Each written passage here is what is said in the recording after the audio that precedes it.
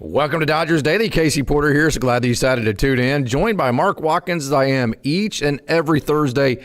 Wow, what a game last night. The Dodgers are now just the magic number down to 1 to win the division because the Padres just keep not being able to sustain any kind of momentum. What a game last night. I'll say this, Mark. I said this on social media. Last night was kind of a capsule of the entire season. A lot of really good early, then a lot of really not good as the game went on, and then just kind of some gritty play, and then you end up winning at the end, and by the end of it, you're totally exhausted. I mean, that was like exactly how this entire season has felt to me. Yeah, it's been, I mean, the only way I can describe this season is kind of like a roller coaster ride. You know, it's just been, this team has just been up and down all year, and it's been really perplexing as a fan, you know. So, I mean, that game was, as you said, there was a lot of ups and downs, and they showed some grit and then let it slip away and then came back. And it was a heck of a game. It was. And I'll tell you what, after the way that my days are coming together, Tuesday night ended with, giving up the lead, the Diamondbacks coming back, walking you off again, 11th time, I believe it's this year, the Dodgers have been walked off. No better treatment for that, or ointment, whatever you want to call it. Just what the doctor ordered when your very first hitter of the game, Shohei Ohtani, leads it off with a ringing triple, and then Mookie Betts, who has been so good with situational baseball, especially here in the last month or two. No better way than to just score right off the bat and get things going and get that bad taste out of your mouth. I thought that first triple and then the sacrifice fly for Mookie Betts was a really big deal because it got you set into a good tone. Yeah, absolutely. And I mean, the Dodgers this year have been playing from behind so often that it was nice for them to get out to a lead and take a little bit of the pressure off for sure. And it was great execution by Mookie there, as you said. Yeah, Shohei Ohtani, absolutely awesome. Also, Andy Paez, great game last night. He made the sliding catch. He just about gave me a heart attack whenever he came in and backhanded that one. That was a short hop, and if you had a runner at first base, if he misses that, you give up a run. I mean, that just was not a smart baseball play, but it worked out, and he had the big home run. He had a big catch. But Andy Paez was really big. But I'll tell you, the player of the game last night to me, beyond obviously Blake Snell, was who I call Tommy Baseball. I say it all the time, Mark. I love Tommy Tanks. I love it anytime any of these guys hit home runs. Home runs, it's one hit, one run. They do damage. They guarantee that you score. But it's usually the bloop in front of the blast that's just as big of a deal as the home run itself. How about Tommy Edman just hitting line drive after line drive right back up the middle? He got the game-winning base hit in the 10th inning? I can't remember how many innings it was. I think it was 10th inning last night. 11th inning, because the Diamondbacks had a chance to win in the bottom of the 10th, and Jack Dreyer came up huge. But how about Tommy Baseball? I personally like that version of Tommy Edman better than any other version where he's just doing all of the baseballish type things for this club. I think that's what they need out of him. Yeah, exactly. And one thing he didn't even mention, he made a fantastic catch in center field. He did. That was an amazing catch, wasn't it? That was outstanding catch, yes. And, a lot of times we highlight the offensive side of guys' games, but Paez, as you mentioned, made a great catch out there. The one he came in on earlier, he made a great catch that was over his head.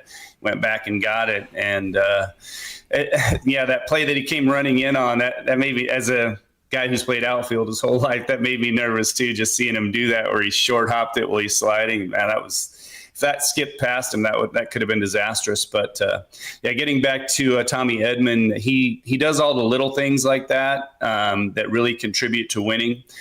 Playing defense, hitting behind runners, getting base hits when he needs to, stealing some bases here and there. He's such a versatile player and talented in so many ways that he can really help this team win in a lot of different ways.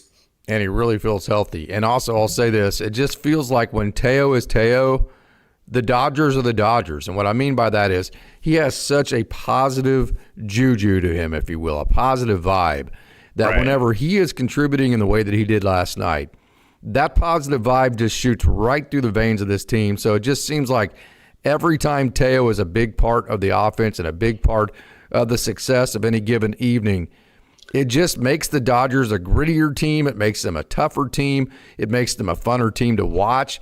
It just is a really big deal when, I say, the way I like to put it is Teo is a mood. And so when Teo is the mood for this team, it just seems like this is a lot better team. Am I overstating that?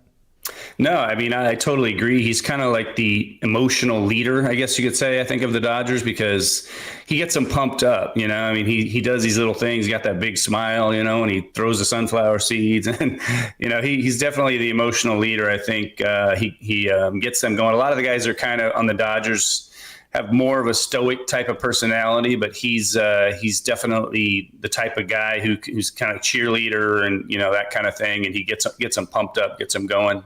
Yeah, like Freddie Freeman is that stoic type of personality. I think Will Smith has a little bit of that.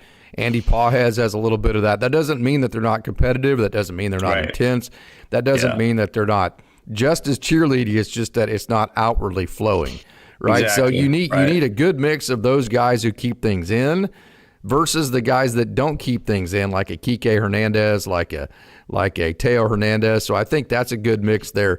You wouldn't want all 26 of your guys to be cheerleader type guys, but I'll tell you this.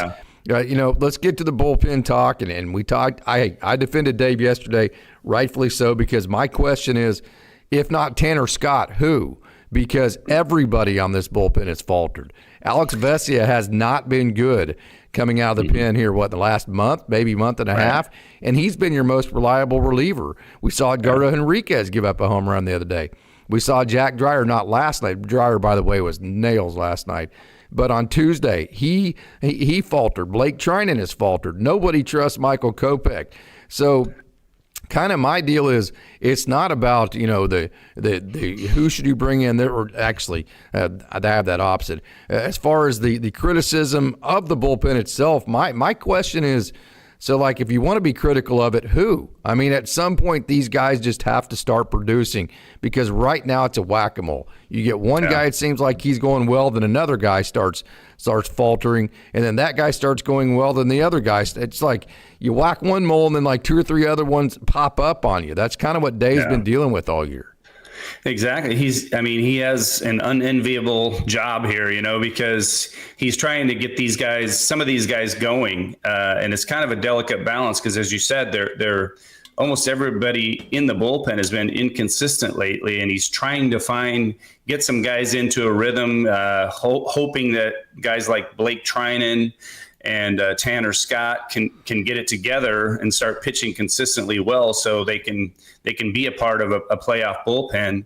So he's trying to clinch the division, but at the same time trying to get these guys in there and get them work so they can get on a roll. I mean, at this point, it's kind of up in the air in my mind, like whether Tanner Scott and Blake Trinan are going to be on the postseason roster, and they need to show him something, I think, to solidify their spot on that postseason roster. I think they are, because I'm going to ask you this question again. Okay, we know that they haven't been pitching to their capabilities, but I think they are, and here's why. Let me ask you this question: if not them, who? Well, that's another thing, and I was thinking about that because Brock Stewart is a huge question mark whether he's going to be able to come back. Yeah, it's not going to be Kyle Hurt.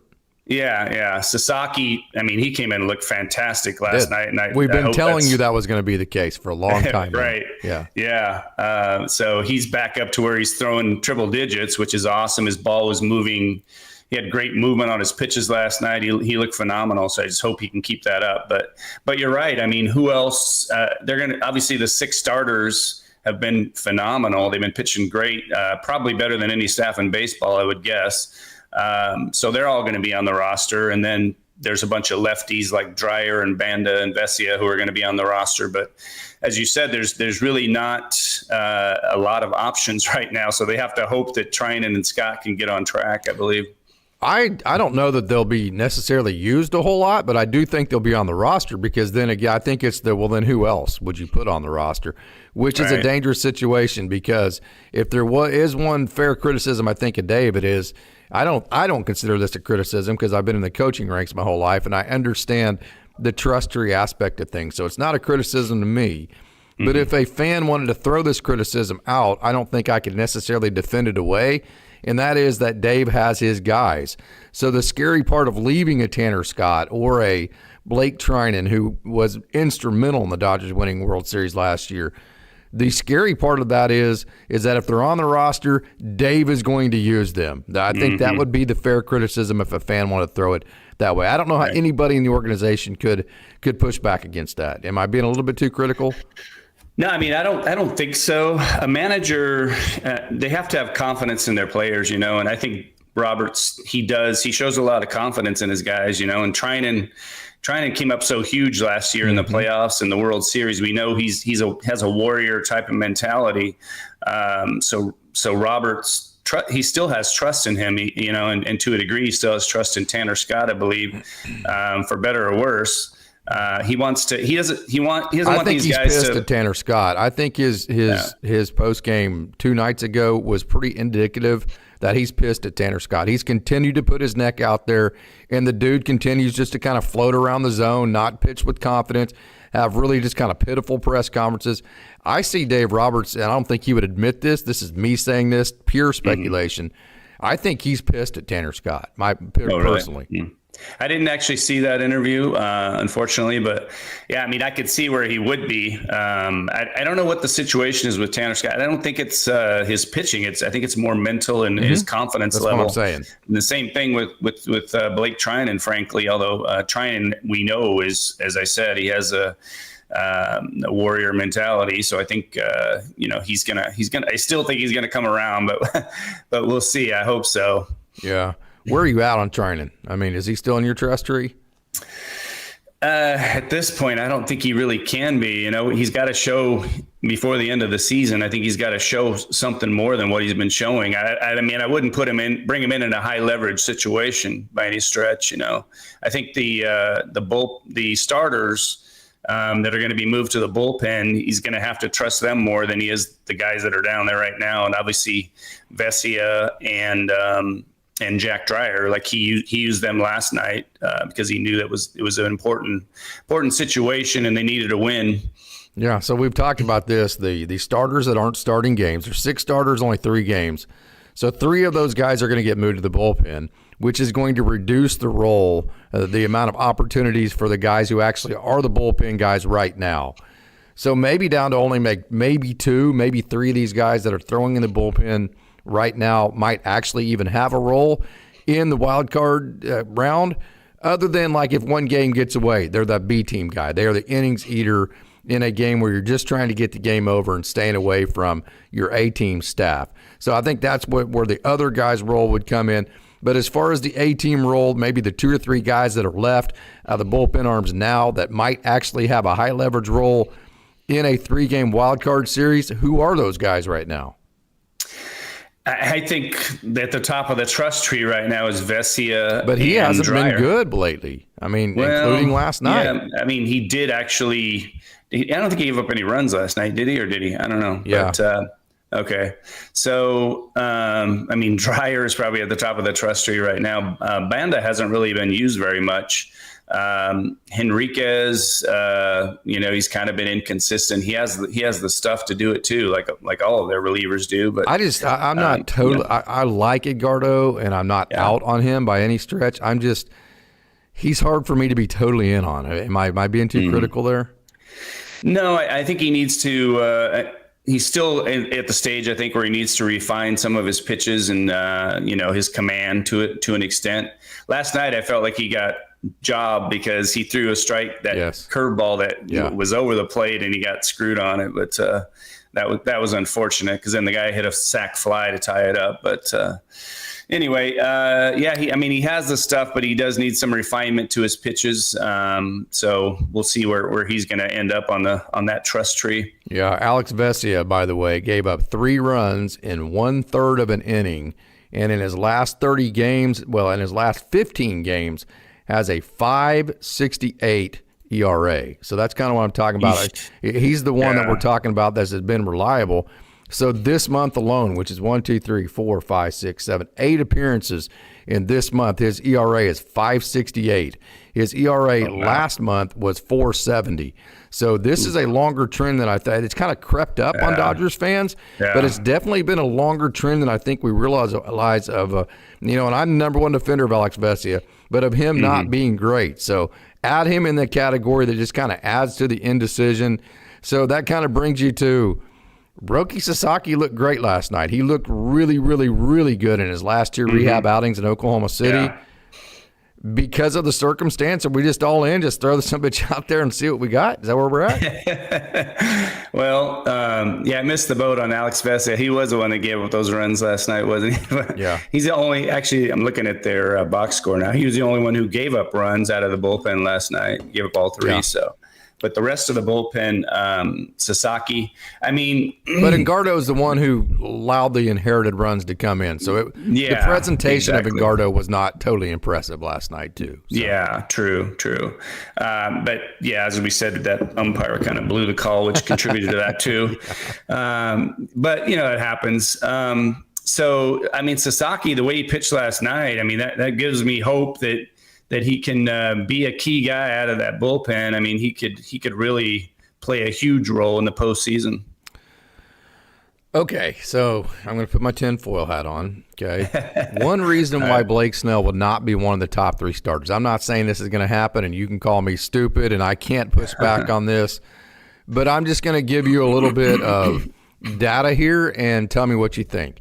So what is the weakest part of this team right now, Mark?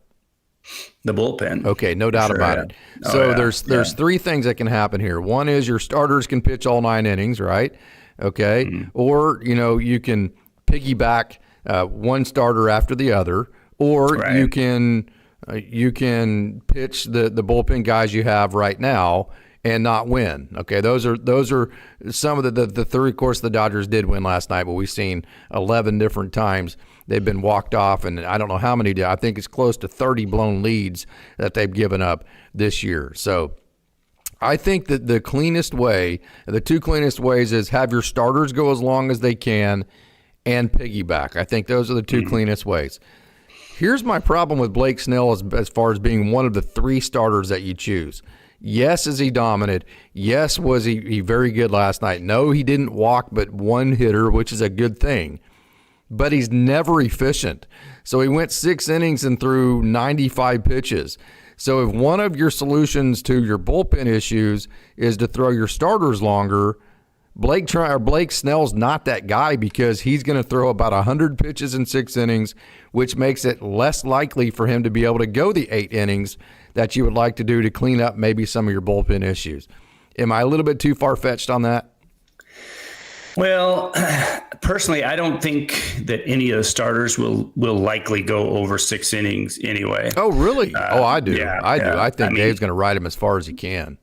Because he never has in the past, I feel like, gone. But he's never had a bullpen be this suspect in the past, has he? Well, no, that's true. But because here's my point as a manager right now, who are you turning to in your bullpen?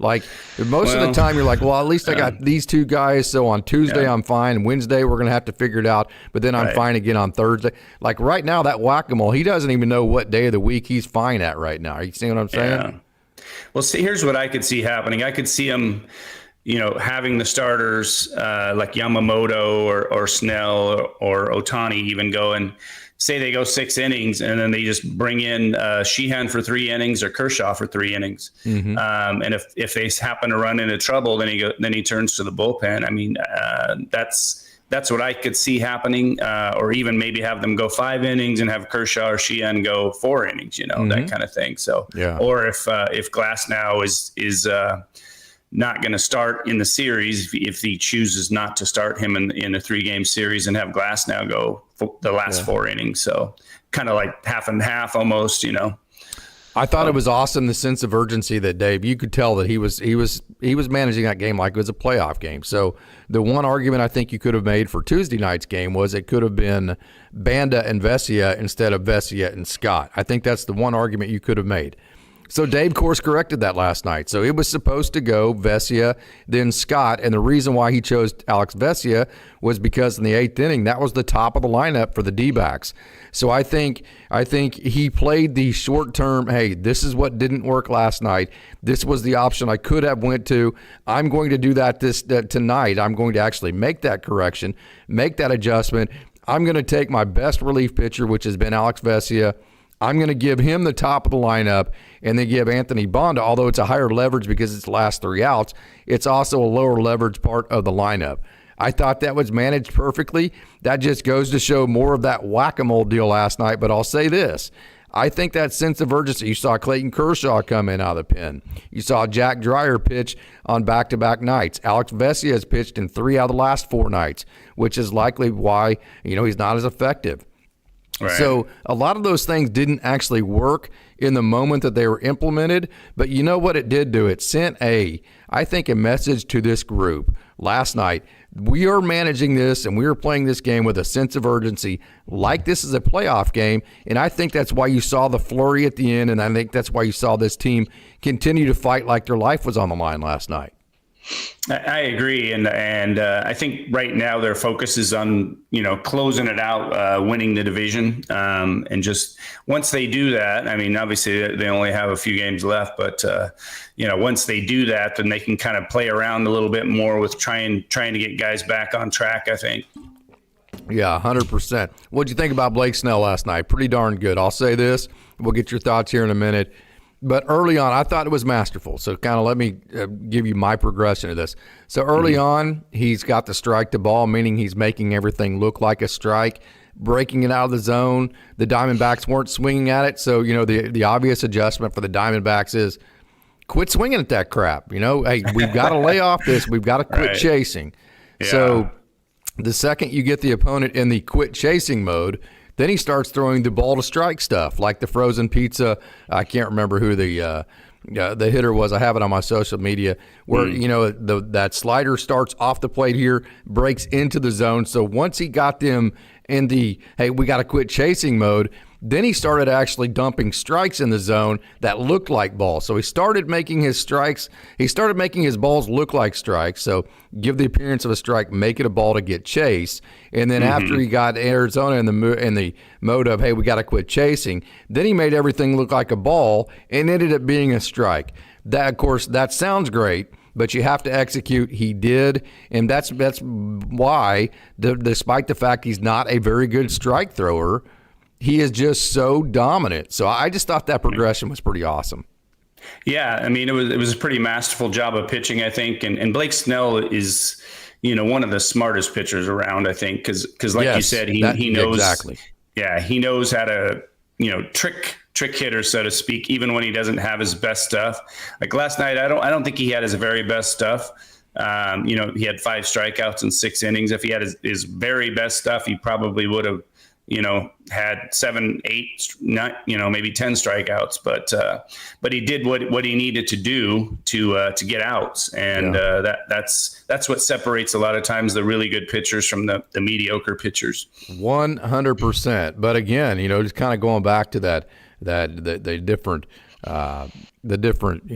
just kind of adjustments throughout a game that pitchers make, from trying to get chase early to trying to get freeze late, that kind of deal. Another game to where you just got to absolutely, hands down, give Ben Rortvedt a ton of credit for sequencing the way he did, catching the way he did. And then I'll tell you what, that young fart, Dalton Rushing, that dude came through too, man. So, hey, we always talk about this, how that internal competition, great teams always have internal competition. These guys are brothers, but it's a really weird dynamic. You see it at Rancho, I see it at Oklahoma City, Tulsa. These guys are brothers. You really see that brotherhood, but at the same time, they're still fighting for the same promotions. That's Dalton Rushing and Ben Rortvedt right now. That healthy competition, I think, has helped Dalton Rushing become a better catcher, because I promise you Dalton Rushing is extremely competitive. Oh yeah, absolutely. And anyone who's played on a team kind of knows that, or even coached or manage a team, there is that internal competition, and it makes you better. You root for your teammate because you want to win, but at the same time, you want to go out there and be the best at that position. So absolutely.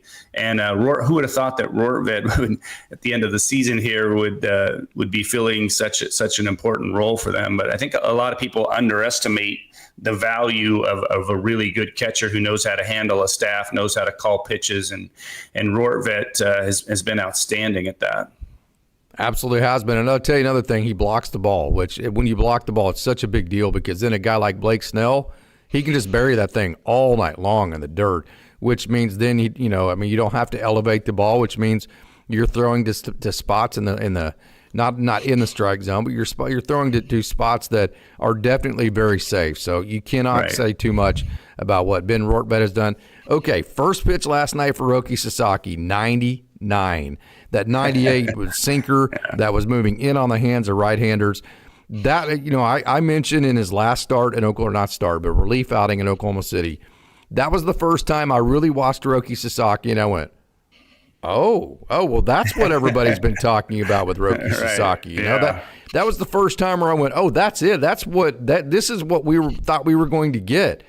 I think last night when you saw the 98-mile-an-hour sinker, you saw the 100-mile-an-hour pitch, you saw the 2 strikeouts, I think that was the eureka moment for Dodgers fans where they went, oh, this is the Roki Sasaki we thought we were getting. The same eureka moment I had in his last couple of outings with Oklahoma City that makes Dodgers fans go, hey, nobody else is operating in our bullpen in a consistent way. Throw his ass out there and let him get the last 3 outs. I think that's where Dodgers fans are at right now.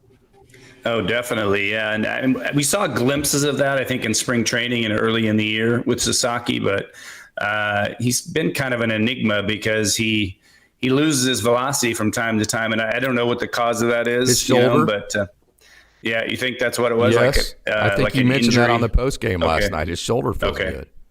Okay. So, yeah, and even before this season, one of his kind of assignments for teams that wanted to sign him is, how do I get my velocity back? Mm-hmm. And maybe it is a physical thing, but thankfully he has it back, and his pitches were looking nasty last night, and hopefully he can keep that up end of the season, into the playoffs. Hey, I don't know if you remember this guy, but I wanted to give a shout out to Juan Murillo. Juan Murillo signed with the Dodgers back in 2015. He threw the 8th inning last night with the D-backs. Right. So Juan Murillo's with the Dodgers. He had Tommy John in 2022 or 22 or 23. I can't remember. All my years get mixed up. Plus, I'm old and I forget things, right? One of those years. So then I believe it was 23. Hell, I can't remember. So anyways, after the 20, he's a guy who's always had dominant stuff, but he had the Tommy John, never was a good enough strike thrower to beat out any of the other arms that are in the Dodgers system, because there's just an incredible amount of competition. So being in the Dodgers system since 2015, he elected to become a free agent after the 2024 season, signed with the D-backs, and has had at least a major league career with them. He hasn't been dominant or anything. He's had dominant moments, but I'll tell you what, that was kind of a proud papa moment watching Juan Murillo come full circle on the mound. It's a weird emotion because I'm squarely rooting for Juan Murillo and the Dodgers at the same time. It's the craziest thing. It's weird. Yeah, I mean, I totally get that. We follow these guys, you especially, and I'm starting to do it more and more myself, but following these guys through the minor leagues, and you get to meet them, you get to talk to them sometimes. And so you definitely start to root for them. And so I can totally see why you're feeling that way. And, unfortunately, the Dodgers can't keep all of these guys, especially when they get injured. And you root for them when they're not playing against your team so much. But, it's good to see him coming back. What'd you think about Kershaw last night? He one of the guys I know, at least one of the guys, hit it pretty hard to Freeman, but he made the play on it, so that was good. But, coming in and getting a 1-2-3 inning, that's big. The D-backs have really been putting a lot of pressure on anyone who comes out of the bullpen. So for him to come in and get a 1-2-3 inning, that's huge. We've been talking about this for a long time now. The piggyback system, you mentioned it. You have 6 starters, only 3 games. So you could literally just say, hey, in the 3 games, we're going to throw starter number 1 for 5 innings, starter number 2 for 4, bypass all the bullpen arms to begin with. You're not going to completely bypass the bullpen arms. You're going to cherry pick at Alex Vesia, a Jack Dreyer, a Justin Robleski, somebody like that. I don't think you're going to completely bypass the bullpen arms. So let me ask you this. Would you just go with best on best? Like, these are my two best pitchers, so I'm going to throw them game one. These are my two best pitchers that I have next in the next game, so that's game two.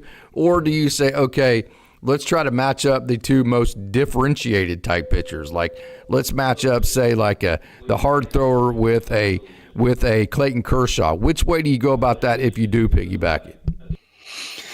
To me, I mean, these guys, the starters have shown that they can pitch. I mean, they're all pitching very well. So, and I was kind of thinking about this. I hope that, say, for instance, one of the starter goes 5 or 6 innings and they bring in Kershaw or Sheehan. If they come in and they throw 3 very good innings, then why not bring them out for a 4th inning? In my mind, I don't think they should play around with it and try to bring in Vesia or whoever else. I'm good with them going, 5 for the starter, 4 for the second guy. So I think that last pitch, that 1-2 pitch from Blake Trinan, I think that was a hanger, no doubt. He got lucky on that, but give him credit for getting to 1-2 to begin with. And a lot of times when you get to 1-2, that hitter doesn't know what's coming, and so they do miss hangers like that. So I think, yes, that was a mistake pitch, but he gave himself a margin for error by getting to 1-2. Where are we at with Blake Trinan for you? I mean, yeah, it's not always the pitch, but the sequence of pitches. If you change the eye level and you change the type of pitches. That is exactly throwing. Right, Mark. Exactly. Yeah. So I mean, he's another guy who's a very smart pitcher. Like I mentioned earlier with Blake Snell, so he knows what he's doing, and it throws him off balance. That's the whole object of pitching, is to throw the hitter off balance and get them to where they don't know what's coming. And I noticed on one of your X posts, you said that the hitter gets antsy when he's behind in the count. He's got 2 strikes on him. So if he doesn't know what's coming or what level it's coming on, then that's a huge advantage for the pitcher. It gives you the ability to maybe make a mistake and they miss it because of that indecision in their own mind. Okay, exactly. So the late innings, that's been a huge issue. I've said forever, Justin Robleski, the bigger the stage, the more adrenaline he gets, the better he gets. How much fun was it watching Robo last night shove and again just shoot some adrenaline into us as fans and his team? That was pretty awesome to watch, wasn't it? Yeah, that was huge. And I mean, I love Robleski. He's really coming on strong the last month or so. And he's another guy. I think they'll probably have to put him on the postseason roster. I'm not sure how that's all going to work out. It's going to be tough decisions to make, I think, because does it come down to him versus Scott, or him versus Trinan? I don't know. Or Banda, maybe. I think Banda will be on the roster. I would think so. Let me ask you this tough question. Yes, the Dodgers won last night. Yes, they're probably going to win the division now because the magic number's 1. They have 4 games left. The Padres have 3 games left. You wouldn't think the Padres would win all 3 of those, although the dumber things have happened. I mean, the Mariners are very good. The Diamondbacks could easily win tonight. The Mariners have already won the AL West, so they have nothing to play for. So it would be a major, almost a minor miracle if the Dodgers did not win the NL West at this point. Right. So let me say this. You won the game last night. That was huge. It was a huge win. Doc managed it like it was a playoff game. A massive sense of urgency last night. That was fun to watch. But is there a little bit of, hey, you won that battle in the sense that you won the game last night, but you still have not taken any steps to win the war because your bullpen still gave up the lead in the late innings? Is there any of that negativity still surrounding what happened last night, even though you won? Well, I mean, obviously, it's frustrating when the bullpen gives up yet another lead. No matter how it happens, and so definitely there's a bit of frustration. But I think at the end of the day, the Dodgers took mostly positivity out of it, that they were able to come back, and they had some key guys come in and shut them down. Dreyer, Trinan, Robleski. Kershaw did a great job too. So I think you definitely have to take some positivity out of that and look at it as a good thing going forward. Dodgers getting ready to play here in just a couple of hours. That's going to be exciting. Yoshinobu Yamamoto, he takes the mound for the Dodgers this afternoon. Super excited about that against Jalen Beeks, the 32-year-old lefty for the Arizona Diamondbacks. Has been good this year, 3.67 ERA in 56 innings. So what are you looking forward to from today's game, a game where the Dodgers could clinch the NL West today? What excites you about that? Well, I mean, obviously, it's always fun to see Yoshinobu Yamamoto start, and hopefully he continues the way he's been pitching, because he's been pitching, obviously been outstanding. But once again, you just want to see how the bullpen's how they're gonna perform, because that's the big question mark we have as the season is winding down. So I'll be interested to see who Dave brings in, and if they have the lead. If they fall behind and they're late innings, they can bring in some guys in more low leverage situations and see how they handle it. Oh, I lost your volume, Casey. Yeah, here's what we're going to do now. I keep muting it, so okay. Here's what we're going to do now. We've got about 10 minutes left, and as you can't see this, actually, let me get the virtual cam going here. You should see that now. Okay, this is Landon Vitterick right here. Mark, you got a chance to cover the last home game for the Quakes. You did just a wonderful job covering Rancho Cucamonga. What an awesome addition you have been to Dodgers Daily. Thank you so much for all your wonderful coverage. Incredible video you got. So let's go through some of the video and some of the players that you got very familiar with, and let's put the Rancho Cucamonga Quakes to bed. Right. Great. Thank you, Casey. It's fun. I mean, I love going out there and seeing these guys in action, and being in the dugout, almost like I'm part of the team there. It's fun. But Vitterick, he has that sweet left-handed stroke, and he's obviously was called up very late in the season due to some injuries. Charles Davalon unfortunately went down for one, but yeah, he looks like he's going to be a good hitter. He's a good line drive hitter, has a nice stroke, and he's going to be an exciting player to watch. Okay, where are we going next? Just take us through, just what you remember of the guys that you covered, some of the video you got, and I'll throw it up as you go. Okay, sounds good. Just kind of thinking back, Jose Mesa is coming on strong at the end of the season. It's exciting to see him. Obviously, did you want to pull up video of him? Yeah, I'm going to do that right here. I'm going to do that. It takes me just a minute to find their names. So if you'll give me just a minute to get their names, this is Mesa here that you got to take. How cool is that? The batting cages. That's awesome. Yeah, it's nice to get over there and get some of their batting cage swings in there and see how their stroke is. But yeah, Mesa is a guy who was coming on strong at the end of the season. He has some pretty good power. And he's kind of putting it together a little bit, I think. So it's good to see. All right, where are we headed next, man? Let's see who do we have? Who else do we have on there? I know that we had. How about Nico Perez? Nico Perez. There you go. Let's do the Nico Perez thing here. Been a couple weeks, so I'm trying to refresh my memory. Yeah, Nico Perez right here. You got to see him. Okay. Yeah, Nico Perez. He's not a big guy. He's he plays second base, obviously, but he has some pop in his stroke, though. He had a big grand slam in the playoffs that helped him out. But he's got a nice compact stroke there, and he's got some pop in it too. So he's a guy I think that it'll be fun to watch next year. Here's an interesting name right here, because Dodgers fans, we haven't got to see him play yet. This is Brendan Tunick. This is a guy the Dodgers took out of high school in the 2024 draft. He was a left-handed pitcher, left-handed stroke. I had literally never seen video of him other than faraway video from him in high school. So I enjoy getting, it's not a whole lot here, but I enjoy getting this video and seeing him. Looks like a nice, compact, strong left-handed swing to me. Brendan Tunick. Right, and I was excited to see him there because I didn't know he was going to be there. He's been down in the ACL, and he's been hitting very well. I think I mentioned it to you before I went out there. I wasn't expecting to see him, and as you said, he's on the bigger side, and he's got that nice power stroke. So it'll be fun to watch him. Okay, on the pitching side of things, if I miss one, just let me know. But on the pitching side of things, the guys I remember you covering here, this is Justin Chambers, a guy the Dodgers, if you remember Brian Hudson, who was very good for the Dodgers a couple years ago. They traded Brian Hudson for Justin Chambers. So I believe Chambers is 20 years old? I don't know his exact age, but I do remember him being younger, on the younger side, even for this level, Yeah. But he's got some good stuff, and he looks like he has a good pitch mix. So he could move pretty quickly through the system, I think. Do you remember who else you covered pitching wise that night? Who would?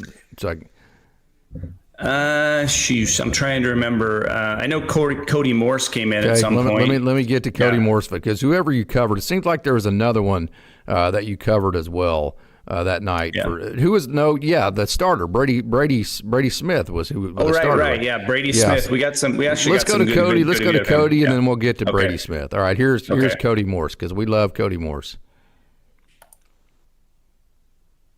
Go ahead, Mark. Yeah, Cody Morse, obviously, hopefully people who are watching got to see the interview I did with him. And he's a great kid. He told me his dad watches our show, which is cool. Yeah, that is cool. He's very tall. In his interview, he said some people compare him to Randy Johnson. He's not quite that tall. I think he's 6'6". But he's a great kid. He has he's kind of a student of the game. He told me he collects baseball cards and things like that. So, but he knows a lot about the history of the game, and he knows, we were talking about Randy Johnson and other guys. So he knows a lot about those guys, and he wants to emulate them in some ways, but he has really good stuff. He has kind of that 3/4 delivery and crossfire. He lands to the first base side. Yeah, kind of like a frisbee throw, sort of, and throws the hitters off. So, if you're looking for a guy who's going to change things up when out of the bullpen, he could be a good guy for that. I was super excited that Brady Smith was starting this game. What wonderful video you got. Brady Smith's a young guy the Dodgers took out of high school, out of Tennessee. Very talented. Had basically entirely had to reconstruct his entire elbow. Just finally got back right here, I believe, in late August. For the first time as a professional, made his first starts and first action. Got to see him in action. Brady Smith, were you impressed with him? What were your thoughts? Yeah, I was very impressed. He's kind of tall and thin. I think he's about 6'2", but he is he has really good stuff. I was particularly impressed with his four seam. Actually, he puts it at the top of the zone, and it was very effective. Look at that for video. him. Great video, yeah. Mark. That is money. No, thanks. Yeah, but he has really good stuff, and he's just starting out. Obviously, coming off a big injury, so. Next year, he's a guy that could move quickly through the system, I believe. Yeah, I totally agree. Okay, so that was a lot of fun. Great coverage, man. Just great video. Great insight there, Mark. Thank you so much for that. Down the farm, so let's get back to it. Okay, final thoughts on the Dodgers as we move forward tonight. Again, it is Yamamoto going for the Dodgers here in a couple of hours. Right.